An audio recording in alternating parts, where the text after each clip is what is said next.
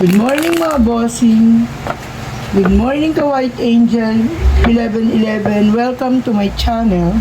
At kung di ka pa nakapag-subscribe sa aking channel, please subscribe. At pindutin mo na rin ang notification bell para mauna kang makapanood ng aking reading.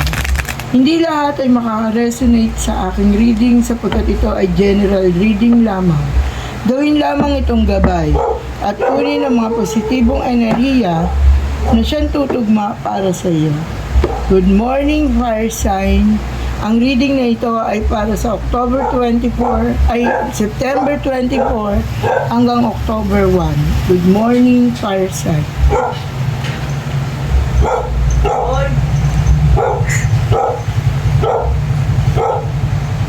Sinasabi rito, fire sign, na ikaw ay magiging maligaya ngayong linggong ito.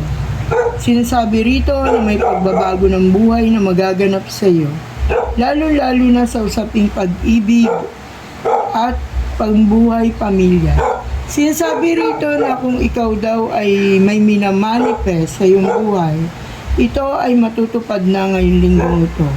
Sinasabi rito na magandang simulain ito para sa iyo.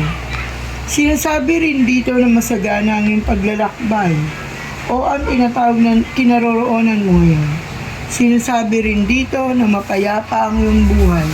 Sinasabi rin dito na kung ikaw ay nabigo o nasaktan sa iyong kasalukuyan, meron kasing energy rito na nakukuha natin ngayong linggong ito na meron sa mga fire sign, Aries, Leo, Sagittarius, ang nabigo at nasaktan o hindi natupad ang kanyang hinihingi.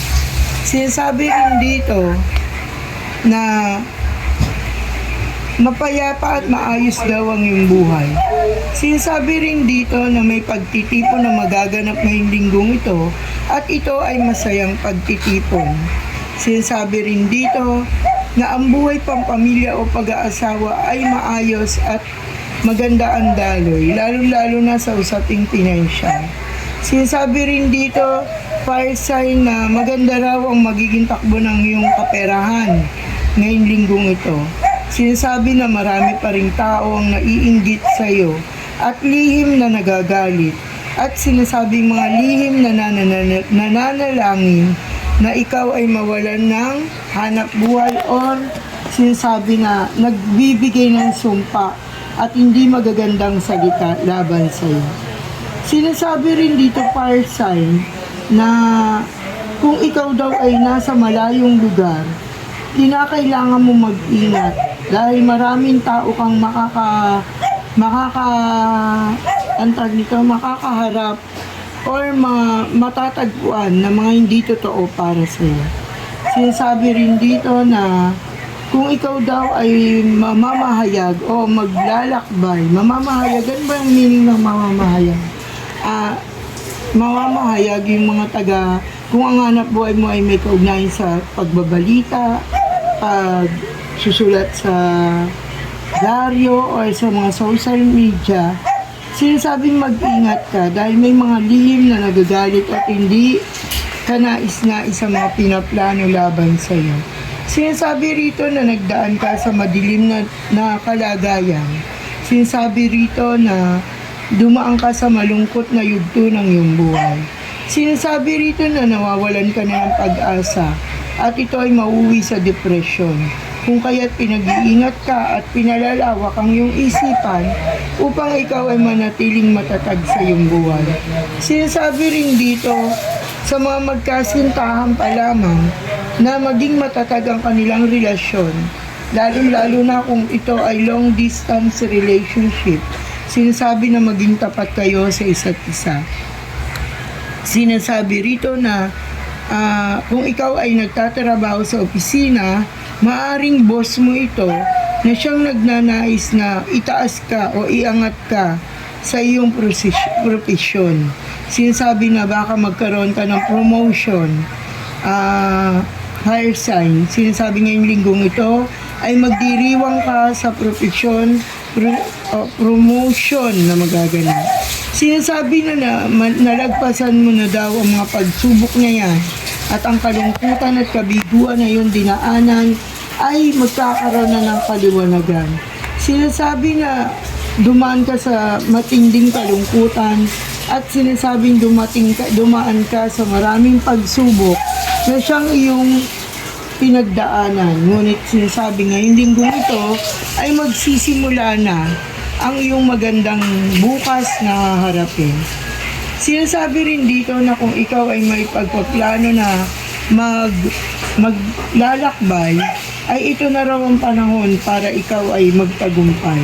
Sinasabi rito sa mga nanay na may mga anak na lalaki na siyang tunay na tutulong sa inyo at magbibigay ng kaginawaan. Sinasabi rin dito na may oportunidad na magbubukas sa iyo at sa oportunidad na ito ay magiging maganda ang takbo ng iyong buhay. Sinasabi sa iyo na dumating ng Wheel of Fortune na siyang magbibigay ng panibagong ikot ng iyong mundo. Sinasabi rito na mong hinaharap na buhay. Sinasabi rin dito, fire sign, na isang lalaki ang laging nakamasid sa iyo at nagbabantay sa iyong mga galaw. Ikaw ba ay babae? Sinasabi rito sa mga babaeng fire sign na may lihim na nagmamatiyag sa iyo. Sinasabi rito sa mga nais mga ibang bansa ay matatagpuan nila ang magandang kinabukasan sa hinaharap sa malayong lugar. Sinasabi rin dito na maraming opportunities ang magbubukas sa iyo at maraming mga pahina ng libro na siyang magsisimula parang ikaw ay makilala sa larangan ng iyong paghanap buhay. Sinasabi rin dito na ito na ang simula ng maganda mong kapalaran. Sinasabi rin fire sign na may mga taong humahadlang upang ikaw ay magtagumpay. At sa pagtagumpay mo ito ay humahadlang upang magkaroon ka ng blockages. Sinasabi na ang mga blockages na ito ang nagbibigay ng kamalasan sa iyong buhay kung kaya't ikaw ay nababalutan ng lambong na itim. Ang lambong na itim na ito ay siyang humahadlang upang dumaloy ng tuloy-tuloy ang iyong kasaganaan. Sinasabi rin dito na marami kang taong naistulungan. Sinasabi rin dito, fire sign, na magiging masagana ang iyong buhay bago matapos ang taong ito. Sinasabi rin dito na huwag mong isipin ang mga nagaganap na sunod-sunod na dagok ng iyong buhay, ng iyong kalungkutan, ng iyong mga kapigatian at mga pagsubok. Sinasabi rin dito, fire sign, na meron kang bibitawan. Maaring ito ay iyon ang tatalikuran, iyon ang iiwanan. Ano ba ito? Ang iyong nakaraang pag-ibig. Harapin mo na ang panibagong pag-ibig na kumakatok sa iyong puso. Sinasabi rin dito na meron isang taong inilaan para sa iyo na siyang magbibigay ng kaliwanagan at siyang makapagbibigay ng katatagan ng iyong buhay. Sinasabi rito na ang palaot ng iyong kalungkutan sa buhay ay matatapos na. Sinasabing meron kang masusolusyon ng problema ngayong linggong ito at makakaisip ka ng mga iba't ibang uri ng pamamaraan upang ikaw ay magtagumpay. Sinasabi rito na ingatan at basahin maigi ang mga dapat mong pirmahan ng mga papeles dahil maaari kang malinlang.